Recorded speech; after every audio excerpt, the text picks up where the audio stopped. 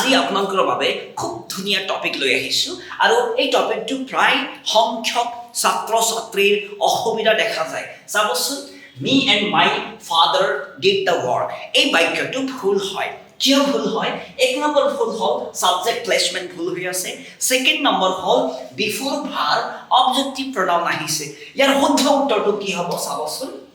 my father and I did the work শুদ্ধ বাক্যটো এইটো হ'ব ঠিক আছে এতিয়া প্ৰশ্নটো কিয় এনেকুৱা হয় ঠিক আছে এই কথা জানিবৰ কাৰণে ভিডিও ডেসক্ৰিপচনত লিংকটো দিয়া হৈছে তাত গৈ আপুনি ধুনীয়াকৈ চাওক আৰু এনেকুৱা টিপছবোৰ শিকিবৰ কাৰণে ILC আসাম বুলি যেটো চেনেল আছে সেইটো ফলো লাইক আৰু শেয়াৰ নকৰাকৈ নাথাকিব ধন্যবাদ